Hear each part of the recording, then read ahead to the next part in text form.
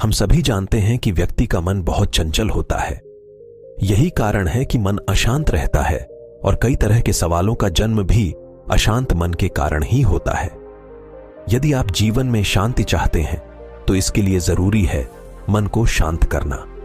लेकिन मन को शांत कैसे किया जाए?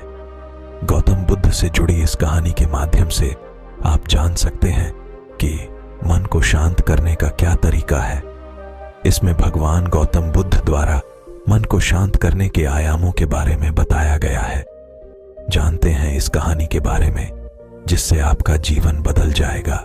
एक बार एक लड़का गौतम बुद्ध के पास जाकर कहता है, मेरे जीवन में बहुत अशांति है, कृपा करके आप मेरा मार्गदर्शन कीजिए जिससे कि मैं इस अशांति से छुटकारा पा सकूं।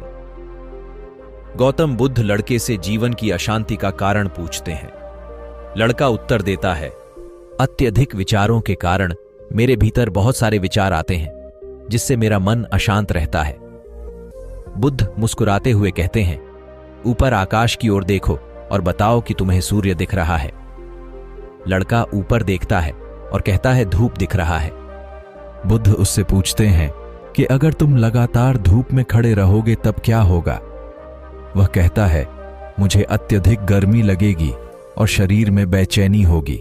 बुद्ध लड़के से कहते हैं कि अगर धूप में खड़े रहने से तुम्हें गर्मी लगती है तो इसमें दोष किसका है, सूर्य के ताप का या तुम्हारा? लड़का कुछ सोचने के बाद कहता है, इसका जवाब आप भी बताइए। बुद्ध कहते हैं, सूर्य का काम है ताप देना और ताप का काम है गर्मी लगना। ऐसे में तो दोष तुम्हारा ही है कि तुम धूप में जाकर खड़े हुए जिससे कि तुम्हें गर्मी लगी। तुम्हें अगर शीतलता चाहिए तो तुम्हें छांव में रहना होगा। ठीक इसी तरह चंचल मन का भी स्वभाव होता है विचारों और भावनाओं को जागृत करना। विचार क्षण भर के लिए होते हैं, लेकिन विचार से पैदा हुई भावनाएं देर तक टिकी रहती हैं। लेकिन यह तुम्हें निर्णय लेना है कि तुम्हें विचार और भावनाओं के साथ चलना है या अलग दिशा बनानी है।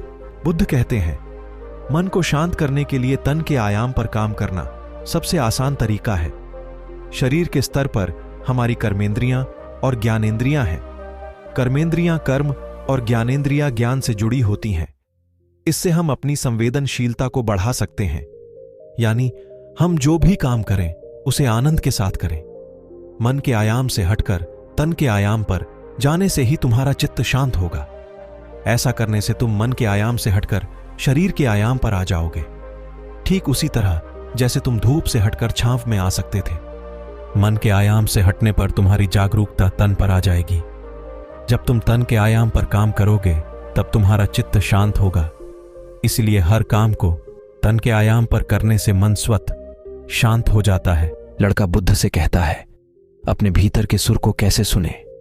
बुद्ध कहते हैं, किसी शांत स्थान पर रहकर जहां शांति हो, तब अपनी आंखें बंद करो और मन के भीतर चल रहे शोर से हटकर भीतर के सुर को सुनने की कोशिश करो। सुर निरंतर चलता रहता है, लेकिन बाहर के शोर के कारण तुम अपने मन के भीतर चल रहे सुर को नहीं सुन पाते हो। जब तुम अपने दोनों कानों को अपने हाथों से बंद कर दोगे, तभी मन के सुर को सुन पाओगे। इस तरह तुम मन की अशांति से दूर हो जाओगे और तुम्हारा मन शांत हो जाएगा।